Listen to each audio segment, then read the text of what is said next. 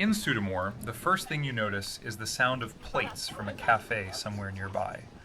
Then the salt smell. Then children carrying inflatable rings toward the water. A row of apartment buildings behind them, practical rather than dramatic. Your brain makes a quick decision. Summer town, beach resort, cold drink somewhere nearby. End of story. But that first read is usually wrong, and Sutomore is a good example of why. This is the Bar Riviera in Montenegro, in the historical area known as Spik. And once you look at the map properly, the place starts asking a more interesting question than where to put your towel. The mountains here do not sit far away like a painted backdrop. They come down hard toward the coast and leave only a narrow strip of usable land between rock and water. On this particular shore, that strip concentrates everything: the road, the town, the beach, and, for a very long time before any of that existed, the reason people chose to settle here at all. When you have steep terrain on one side and open sea on the other, that is not just scenery, that is a passage. A passage can be watched, held, or blocked. Here, on this specific stretch between the mountains of the Spik region and the Adriatic, that fact shaped decisions for centuries before anyone arrived for a summer holiday. This part of the coast has been inside larger worlds for a long time. In antiquity, it belonged to the Roman sphere and to the wider province of Dalmatia. Later, Byzantine influence reached this shore. In the early medieval centuries, Slavic settlement became part of the region as well. Along this particular strip, sea routes passed through, political weight shifted, and different traditions met the same shoreline within the same generations. Tourism is only the latest of those layers, and not even the most revealing one. A useful place to feel that older depth is the cape between Sutomore and Bar, where the ruins of Ratac Abbey still stand. Most people driving or walking along this coast do not stop there, which is understandable. But the site matters.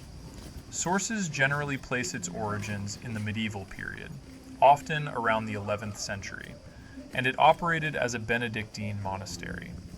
Even in ruins, it tells you something that no brochure will. People were building serious things on this coast centuries before anyone thought of it as a beach destination. A monastery is not a passing structure. It means stability, resources, and a community long rooted enough to build in stone for reasons that had nothing to do with the sea season. In well-known tourist cities, history usually announces itself with signs and cues and a polished version of the past handed to you on a map. Here, it is easier to miss, and that is actually what makes it more interesting when you do find it. You start connecting things: the shape of the coast, the pressure of the mountains, the ruins on the cape, the sense that this town is sitting on top of something much older than its summer surface. I remember standing near the waterfront for the first time and thinking that the town looked simple until you started paying attention. Then it stopped looking simple at all. Once that shift happens, Sutomore stops being a place that is only useful for a swim and a cheap lunch. It starts looking like a place that had to be understood, watched, and held. The next clue is not by the sea. It is directly above the town, and it changes the whole picture. If you look up from the beach in Sutomore, the town changes character almost immediately, because the real logic of this place is not on the promenade, but on the height above it.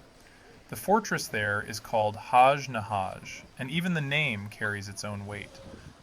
It is commonly linked to a local reading that suggests something close to "fear not," and whether you treat that as strict etymology or as a long-lived interpretation, the meaning fits the mood of the place. This was not built for display. It was built for anxious times, on a slope where height itself was the point. The fortress is generally associated with the Venetian period and is usually dated to the 15th century. Venice was not interested in this coastline because of how it looked from the water. Venice needed routes, harbors, visibility, and reliable control over sea traffic. At the same time, the Ottoman Empire was expanding into the Balkans, and that pressure meant the Eastern Adriatic had to be watched with real attention. A fortification like Haj-Nehaj only makes sense inside that tension. It tells you that this stretch of shore mattered enough for serious people to spend serious resources on it. The position logic is almost physical. You have a narrow coastal strip, steep terrain directly behind it, and constant movement by sea. Someone with responsibility for this coast had to see approaching ships and approaching trouble as early as possible.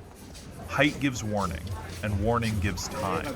And in old defensive landscapes, time was often more valuable than strength or numbers. That is why the site sits where it sits. From the promenade, Sutomore arrives in fragments. A cafe, a parked car, a patch of beach, people moving slowly in the afternoon heat. From above, the fragments connect. You see how little flat land there really is. You see how the coastline behaves. You understand, without needing anyone to explain it, why a lookout here was worth building in stone. People still walk up to Haj-Nehaj today, and the climb is very manageable, though I would not call it a casual 5-minute detour from the beach. It usually takes somewhere around 30 to 40 minutes on foot, depending on pace. And in summer, it asks for water and a little patience with the heat. What you get in return is not only a broad view of the coast, though the view alone justifies the effort. You also get a much clearer sense of what Sutomore actually is, which is something you cannot fully get from the seafront. The surviving walls are enough to hold the outline of the place in your mind without turning it into a fantasy reconstruction. There is still enough stone to keep your imagination honest. Inside the fortress, there is one detail that says more about this region than almost anything else I could tell you. It is often noted locally that the small church within the fortress walls had both an Orthodox and a Catholic altar. I always pause at facts like that because they do not need rhetorical help. They already say everything. This coast was not neatly one thing or another. Traditions overlapped here in practical, built ways, not only in theory or diplomatic language. The Balkans make a great deal more sense when you stop trying to force them into clean categories and start paying attention to these small, concrete signs of shared space and layered identity.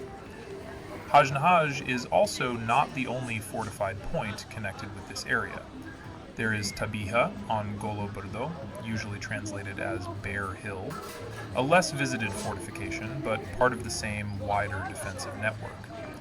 Serious coastal watching rarely depends on a single lookout. It tends to work as a system, and two fortified positions above one modest town say something clear about the value placed on this stretch of shore. Sutomore may look small, and in one sense it is small, but small places can sit inside very large systems. They do not need to be capitals to matter. They only need to be well placed. That is what the fortress makes visible. It takes the town below with its beach towels and grocery bags and evening walks and returns it quietly to a more alert and more layered world. The cafes are still there. The beach is still there. They just stop being everything. And once you have looked from above, the town below feels less accidental. Which brings up the next question. If this coast was once important because it could be defended and watched, how did it later become a place that ordinary families from hundreds of kilometers away could reach so easily for 2 weeks in summer?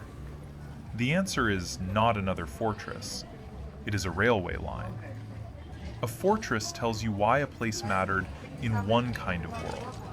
It does not tell you how that same place later fills with umbrellas, family apartments, train passengers, and people standing in the street after dinner, trying to decide whether to get ice cream or just go to bed. For that, you need access. And in Sutomore, the decisive change came with the Belgrade-Bar railway. Many visitors who come here by car or by plane treat the railway as background information, a detail on a transport map. For this town, it is one of the central facts of what it became. The line was completed in 1976, and that single sentence hides how serious the project was. This is a railway through genuinely difficult country, across mountains and gorges, through hundreds of tunnels, over bridges that had to be designed specifically for terrain that did not cooperate. It was the kind of project that only makes sense when a country decides, firmly, that the interior and the coast must be connected in a direct and durable way. For Sutomore, that connection changed the social character of the town more than any other single development. A beach becomes different when it is easy to reach without a car. Not easy in some romantic sense, but easy in the everyday sense. You buy a ticket in Belgrade, you get on a train, you spend the day watching the landscape change, from flat to mountainous to coastal, and then you step off within walking distance of the sea. That kind of arrival lodges in memory.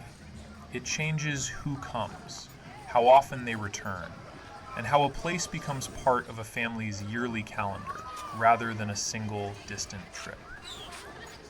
Sutomore has its own station, and that physical fact helped turn the town into something more than a scenic point. It became a repeatable summer destination, and repetition over generations is one of the most powerful forces in how coastal towns develop their character. During the Yugoslav period, especially through the second half of the 20th century, the Adriatic coast was woven deeply into the culture of the annual summer holiday. Different towns built different reputations. Sutomore settled into a role that still shapes what you find here now. It became known as a practical summer destination, particularly for visitors from Serbia and other inland parts of the former Yugoslav space. Families arrived by train with bags full of food and beach gear, children half asleep on their father's shoulders, 2 weeks of sea ahead of them, and a very specific budget behind them. That is not a romantic description. It is a real one, and it matters because it explains the town you see today. The beach here runs for about 2 kilometers, a mix of sand and small pebbles, and it functions not as a narrow decorative strip, but as a real part of the town's daily life. People walk the full length of it, cross it, use it as an extension of the streets. Behind it, the promenade does exactly what a useful summer promenade should do.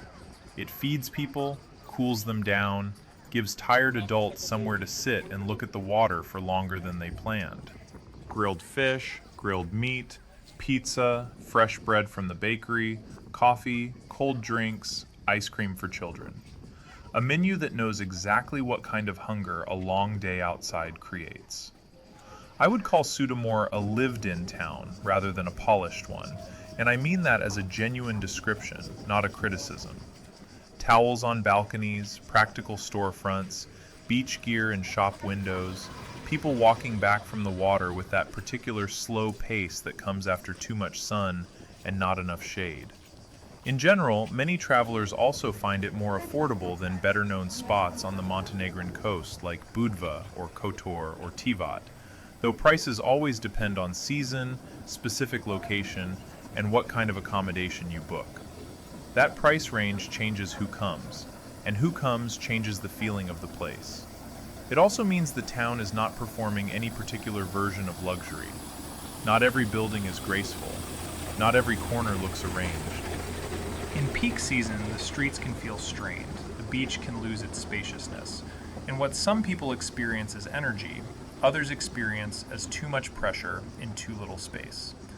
I think it is more useful to say that directly than to smooth it over with promotional language, because the travelers who enjoy Sutomore most are usually the ones who arrived with accurate expectations. If you come looking for a highly curated coastal environment where everything has been arranged for your comfort, this is probably not the right fit. If you come ready for a town that is genuinely used by real summer life, where history and habit and budget and geography all meet in the same place, you have a much better chance of understanding what Sutomore actually is. This coast was first held, then made reachable, and then people simply kept coming back. The fortress above the town explains the first part. The The railway explains the second. The families on the beach explain the third. None of those layers cancel the others, which is why the town feels more substantial than it first appears, and why the last question worth asking is not whether to come, but when. The most honest answer to the question of when to visit Sutomore is that the town changes enough through the year that timing does not only affect your comfort, it determines which version of the place you actually meet. In January, you are not meeting the famous summer Sutomore at all. You are seeing the town with the summer layer removed. The temperatures on this part of the Montenegrin coast are milder than much of inland Europe, but the practical picture is quiet. Many seasonal businesses close or reduce hours. The promenade empties. The beach opens up in a way that can feel peaceful to one person and a little stark to another. You notice empty kiosks, shuttered terraces, the sound of the sea carrying farther than usual without the competing noise of the season. Some people genuinely like that version of the coast. They want low prices, room to walk, and the kind of clarity that only comes when a place is not performing for anyone. But I would not suggest winter as a first visit if your idea of Sutomore includes a working seafront and warm water, because neither of those things will be there. Spring is a different story, and one that gets underestimated. By late spring, the air on this coast can be very pleasant. The hills above the town make far more sense than they do in peak heat, and the walk up toward Haj-Nehaj becomes part of the appeal rather than something to survive. The sea can still feel cool, often in the high teens in degrees Celsius, so late spring is not ideal if your main plan is to spend every day in the water, but for walking, for looking, for understanding the town without the pressure of the crowd, it works especially well. Then summer arrives, and Sutomore starts doing what decades of railway access and holiday habit trained it to do. Early summer is, in my view, the easiest period to recommend to most people. The sea is warming into the low 20s in degrees Celsius, the restaurants and cafes are fully open, and the town has real energy without yet feeling overwhelmed by it. That balance is fragile and does not last long.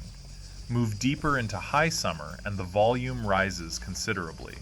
Apartments fill, more families arrive, the beach gets denser, and the same things that make the town feel alive can start making it feel hard to inhabit if you need space and quiet to enjoy yourself. Some travelers love peak season for exactly the reasons that push others away. The promenade has momentum, the evenings are social, the whole town feels collectively switched on. Others find that the concentration of people and noise starts working against the reasons they came to the sea in the first place. Neither reaction is wrong, they just belong to different people. August is usually the point of maximum intensity, especially with family travel from the wider region, and I would only recommend it without hesitation to people who genuinely want Sutomore at full volume. If the sea itself is the main point, September gives you the clearest answer. The water holds the warmth it has been building all summer, often into the mid-20s in degrees Celsius. The air becomes easier to move through. The heaviest family travel pressure eases after the school return, and the town regains some proportion. Cafes are still open, the beach still works as a beach. There is room again, and room makes a measurable difference to how a place feels. October can still be pleasant, especially early in the month, but I treat it as a softer recommendation because the weather becomes less predictable and seasonal closing begins in earnest. Early summer if you want the season fully open with some breathing room. September if you want the sea warm and the crowd thin. Late spring if you want to walk and look and think. And if crowds are genuinely part of what you enjoy, high summer delivers exactly that, without apology. A monastery on the cape, a fortress on the hill, a railway station a short walk from the water, a beach that changes its mood with every month of the calendar. Pick your season carefully, because in Sutomore, it is not a small detail. It is half the story.